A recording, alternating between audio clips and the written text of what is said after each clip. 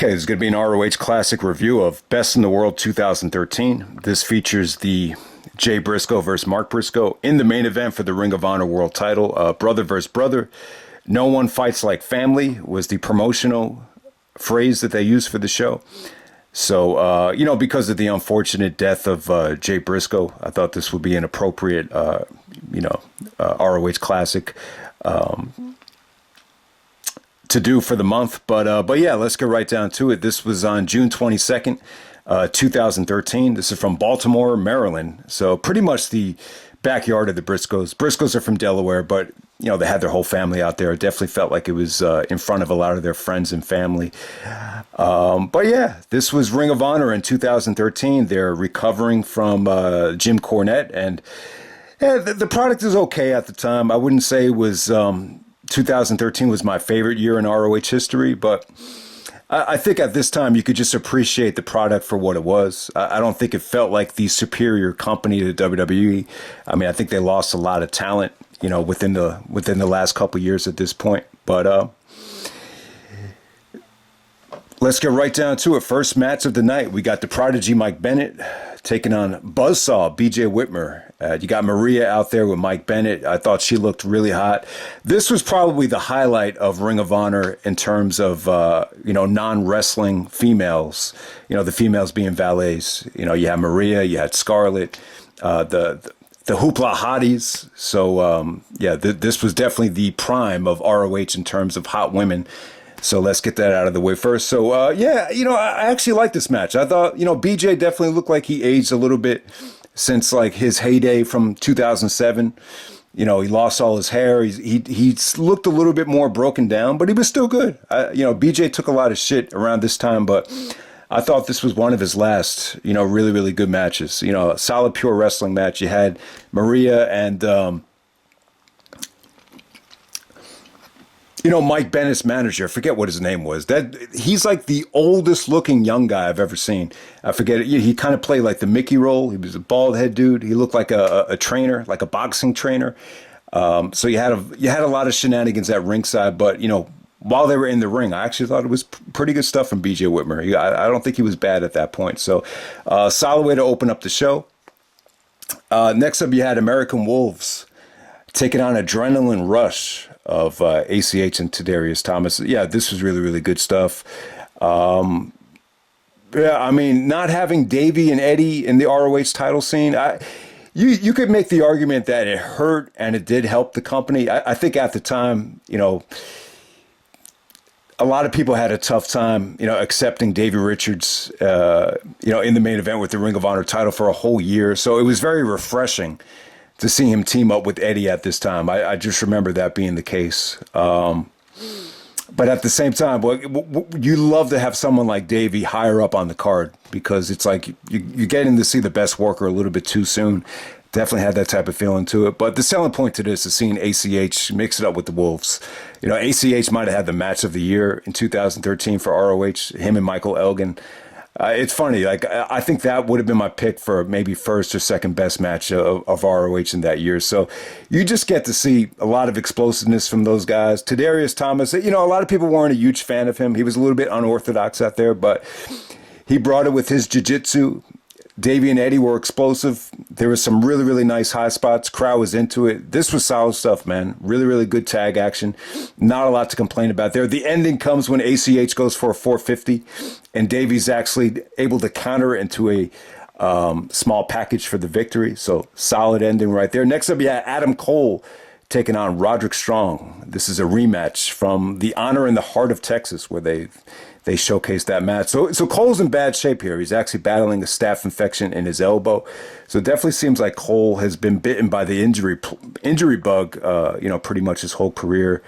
At this time, Roderick just seems like generic Roderick Strong, not a lot of character development. Doesn't look in the best shape of his career here. He kind of in the middle of when he lost a lot of weight in between, his bulkier physique. But, Roderick was still vintage Roderick here. I thought him and Cole really clicked. This was really good development for Adam Cole, though. There was a beautiful sequence here. And Roderick definitely brought it. I mean, there was some really, really nice lead-ins to the sick kick and Cole kicking out and some nice transitions to the figure four. So Cole actually super kicks strong through a table, and it looks like he's about to help him, kind of, playing up to the code of honor. And then at the last second, instead of bringing him into the ring, he's like, he kind of thinks about it. He's like, all right, I could just get a victory here. And you kind of see, shades or foreshadowing of the heel character coming out. And I think Cole did turn heel a couple months later, and he actually won the Ring of Honor World title in a tournament as a heel. I think it was Death Before Dishonor in September, or I think. Cole was a little bit bland at this point, but you could definitely see a lot more personality coming out. It was a solid match between both guys. Wouldn't say it was great. All right, next up you had, arguably the match of the night. You have Michael Elgin taking on the Sicilian Psychopath. That's right, Sicilian, as Christopher Walken would say in True Romance. Tommaso Ciampa. It's funny, man. Like, when you think of Sicilians, Ciampa doesn't have that, like, typical Sicilian look. And it's funny, like, I have a friend that looks just like Tommaso Ciampa. His sister was like this beautiful Sicilian girl that I went to school with. And the last time I saw him, he had like the beard. He looked like Tommaso Ciampa. I said, man, you look like Tommaso Ciampa, the Sicilian Psychopath. He didn't know who he was. This is one of those kids that used to watch wrestling when he was a little bit younger. I think he was like a fan of Randy Orton during the Evolution days. But, he doesn't have like the typical Sicilian look, Ciampa. But at this point, he's recovering from the knee injury, and this is a good match for him. This is probably the highlight of his ROH career up to this point. I mean, it wasn't quite as good as he was in NXT against Gargano, but him and Elgin had a great match. I mean, this just kind of reminds you of how good Elgin was. I mean, Elgin was a little bit bland in the personality department, but the guy could bring it in the ring. I mean, his Falcon Arrows, just some of the transitions into Tommaso's power bombs were great. There was some great, high impact suplexes on the outside. They actually ripped off the mat, and you could see the indoor soccer grain, and then the crowd starts chanting indoor soccer. But yeah, bottom line is tremendous action, just really, really stiff. But at this point, I'm saying to myself, man, how come Michael Elgin has not been Ring of Honor champion yet? We're well over a year when he faced Davey in that classic, and the guy didn't win the ROH title until a whole year after this. So I think Elgin, almost more than any other guy, was one of the guys where they waited way too long to put the belt on him, and by the time they gave it to him, he was just kind of stale. And I think they took it off of him within 2 or 3 months, and Jay Briscoe actually won his second Ring of Honor World title. So that's what was going through my mind at the time. But, Rollins is another one, Tyler Black, that I felt like they waited a little bit too long. Even Nigel McGuinness, I think they waited a little bit too long to give the belt to Nigel. But I think they definitely made up for it there with Nigel. He had an incredible reign, but he had to turn heel because it felt a little bit stale, when he won the belt. But there's no bigger situation than Michael Elgin with just waiting way too long to give the belt to somebody. I mean, they waited well over 2 years. I mean, if you were going to give the belt to Elgin, they should have done it, almost immediately after he had that classic with Davey. That's when he was hot. You got to capitalize on the guy when he's hot, and just at that right point. But definitely probably the match of the night. Great stuff between Elgin and Tommaso Ciampa. All right, next up you have Matt Taven, Jay Lethal, and Jimmy Jacobs. This is a triple threat match for the television championship. It was a little bit too chaotic. I thought you had some ups and downs here. I thought Lethal and Jacobs really brought it. Lethal was hungry at this time. Jacobs was really trying to improve his image. You could definitely tell Jacobs a little bit more clean here than he was during the Age of the Fall days. Taven was okay. I mean, I definitely think he got a lot better since then. It was a little bit overbooked. Truth Martini brings out the Hoopla Hotties. They're interfering in the match, and there's just a lot of shenanigans going on. But there's some really big spots. There's some really nice, guys stealing pins and breakups, and very sports entertainment driven, very entertaining. I thought it could have been better from a wrestling standpoint, and Scarlett Jay Lethal actually takes off Scarlett's top here. So this might have been one of the only times you got to see, big tits in front, in the middle of a wrestling ring without, Sable had the leather on her tits that one time, but this might have been one of the only times. So all those times when people chanted, "We want puppies," you finally got it here. So, but I got to say, the Matt Taven and the Hoopla Hotties, those Hoopla Hottie girls were really, really hot. They had another girl with Scarlett. I believe she was of Iraqi descent. She was really hot. I mean, very rarely will you see a girl built like that had that kind of thickness in the legs and the ass. So, but bottom line is there was a lot of interference from the valets and Troop Martini. It just felt like a little overbooked. I wouldn't recommend checking it out or going back to it, but it was entertaining for what it was. Next up, you probably had the weakest match of the night. You got Red Dragon defending the belts against Caprice and Cedric, and Rhett, Titus, and Cliff Compton of Scum. The beginning of this was just horrible. Just all three teams just trying to punch each other in the middle of the ring. It just didn't go well. The highlight is actually whenever Kyle O'Reilly and Cedric were in the ring together, I thought they were awesome. The weak links here were definitely Cliff Compton and Rhett Titus of Scum. I just couldn't get into them. Bobby Fish actually kicks Cedric in the head. Cedric is selling a concussion, so you got a little bit of an abrupt ending there, but they kept it short and sweet.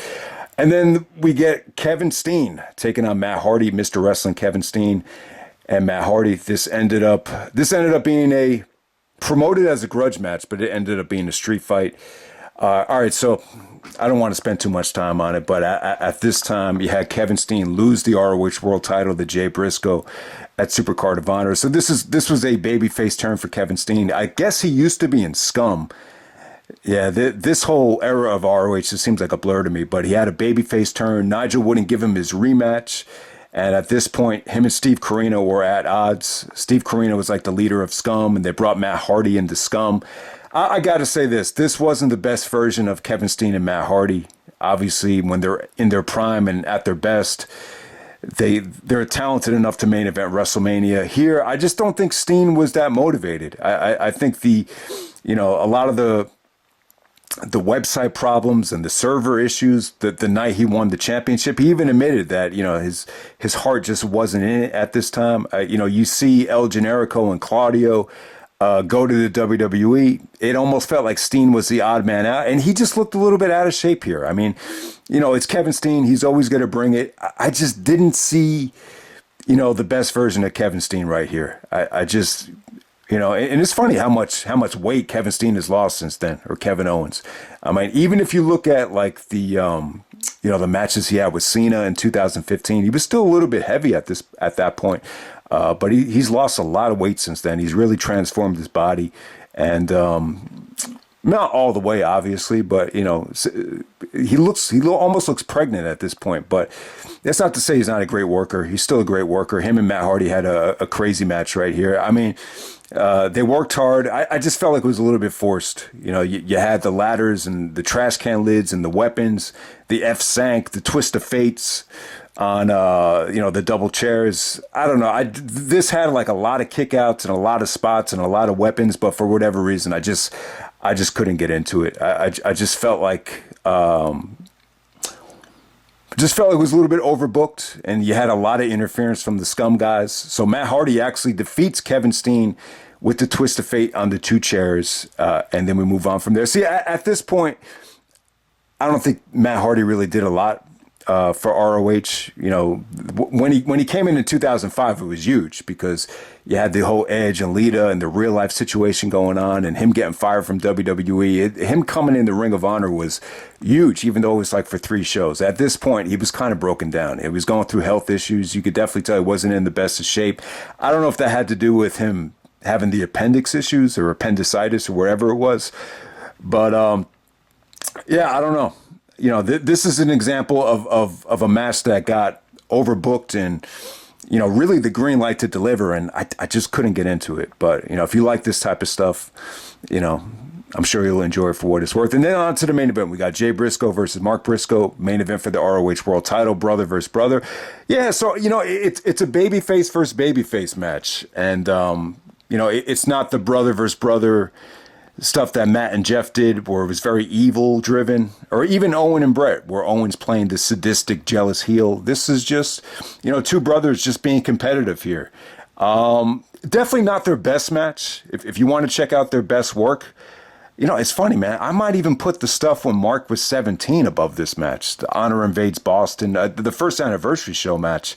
I remember last time I saw that, I was really impressed with it. But yeah, I mean, I think their best match was at Fifth Year Festival finale, where they lost the tag team championships and they just wanted to toughen each other up. And I think it just went to a no contest. Both guys got counted out. I thought that was more of a pro wrestling Noah, more of a All Japan type of feel. This felt like more of a audition for WWE. I think Jay really tried to get Mark over. Mark did a lot of showing off, playing up to the crowd, just a lot of a lot of personality, a lot of charisma shown from Mark Briscoe. I can't say that the match over delivered, but it was still pretty good though. I think every time Jay and Mark get into the ring together, you always know what to expect. Mark probably took the bigger bumps here. He actually took the flare bump onto the outside. That was pretty crazy. I thought he was going to go through a table because they actually both set up the table together, like they're both working together. But yeah, Mark actually does that same elbow drop through the table that he just did against Jay Lethal in the tribute match. He actually pulled that off here. And yeah, I mean, I thought it was good stuff.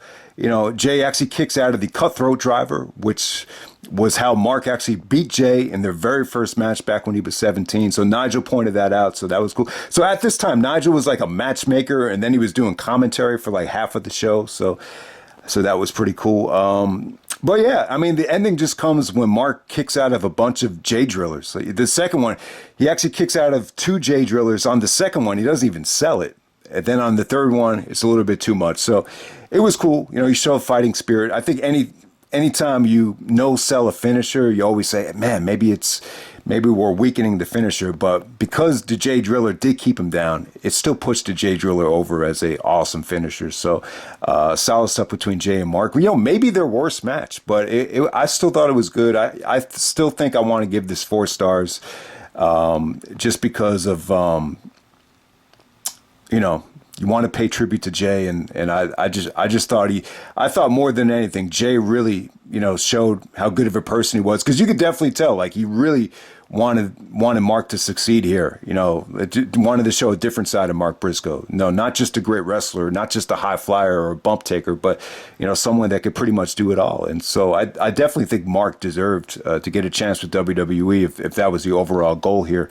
So definitely a good main event. Unfortunately, at this time, there was a lot of streaming issues, and that was a big problem with ROH at that time. I don't know if it has to do with technology, but 2013, 2012, the internet streaming thing just wasn't great at that time. When the WWE decided to come out with WWE Network, I really hated it at first. Like, I didn't even want to give it a chance because I just knew like what you're in store for. But it's a different era now. But at that time, they just had a lot of streaming issues. So they totally revamped and changed the philosophy at that time. So you could actually watch the stuff on demand. So you didn't have to live stream everything. So it is what it is about the streaming stuff. I know a lot of that turned a lot of people away. But yeah, man, that's Best in the World 2013. Jay versus Mark in the main event. I decided to review this because it's a pay-per-view. They're in the main event for the ROH World Title. It didn't get any bigger than this in terms of both guys. But I saw Mark Briscoe's match against Jay Lethal, the tribute match.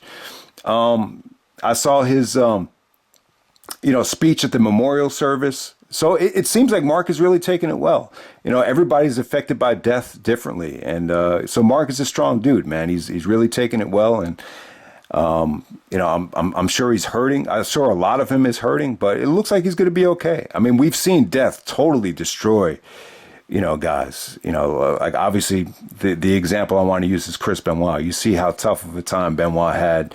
Not just with Eddie's death, but even guys like Owen and other guys that have passed away that, weren't even involved with WWE really affected Benoit. So everybody takes death differently. And I think Mark is definitely a strong individual, just from what I've seen so far with everything, with the wrestling matches and the speeches that he's been given. And yeah, I mean, this is a huge opportunity for Mark.